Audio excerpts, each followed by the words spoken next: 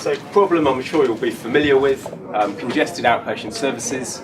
We've got, in Southampton we serve a wide region, so we have people travelling from all over the region to come and see us, obviously very inconvenient for people.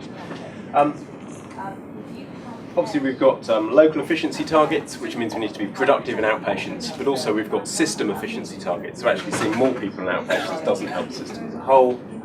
And we've got CCG very keen on us reducing outpatient follow-up. So we have agreed a sequin with the CCGs around this, and that's been really helpful for us. It gives us a little pot of money, some resource for project managers to work on this with the clinical services. So in terms of how we do it, we work in depth with the clinical service for 3 to 6 months. We spend a lot of time with them mapping all of their pathways. So this really is about the detail. You can't do this in a broad brush way, so lots and lots of detailed work, and hundreds of maps that look a bit like this. And what we do is we work with each group of clinicians and kind of say, did you really need to see that outpatient firstly at all, but also did you need to see them in that setting?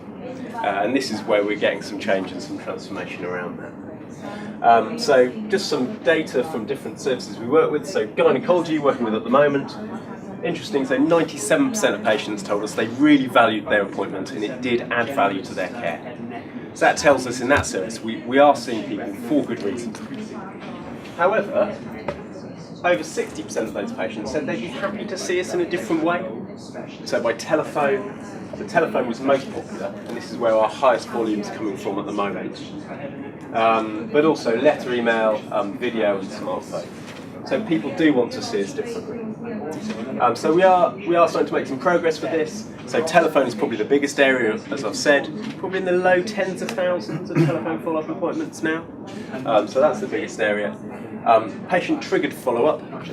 So this is when, rather than bringing people in a routine way on, say, a 3 or 6 month basis, it's symptom-dependent, and we're making some real strides in terms of this type of work, and that's been supported by the technology that Adrian will talk to you about in a second. So digital is absolutely important there. And virtual follow-up is the other thing we're doing, so quite small numbers. This is the Skype-type software. Adrian will talk about tech.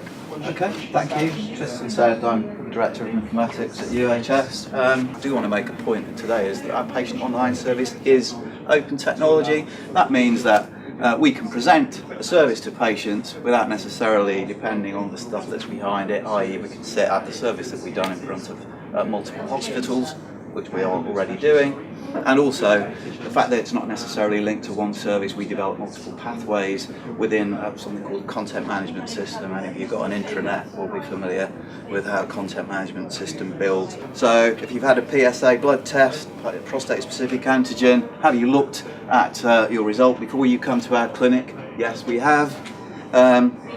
We are working across the country. I want to demonstrate that to you. That slide just shows a bit of growth because I did this slide, but we're working with Cornwall, we're working with Dartford, we're working with Hospital Liverpool. Actually, Macmillan, who are over there, are funding complete cancer development in what we're doing for the patient online programme. I do say to people at the end of my presentation now that if you're living in countries like the United States, even your cat's probably got a personal health record and you probably should be getting on with it. So there's no excuse, right?